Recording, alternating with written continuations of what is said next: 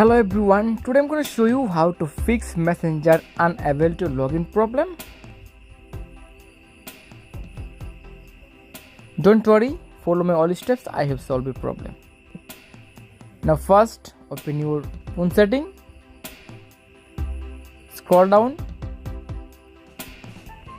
tap on apps, search Messenger, tap on Messenger. Now tap on storage. Now tap on clear cache and tap on clear data. Now tap on delete. Now open your Play Store and update your Messenger. Now search Messenger. Tap on Messenger and tap on open.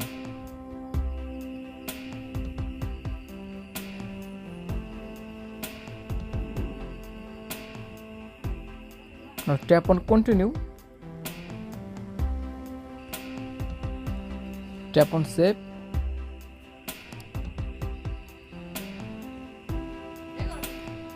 and finally I have solved the problem. Subscribe if you like the video. Thank you so much.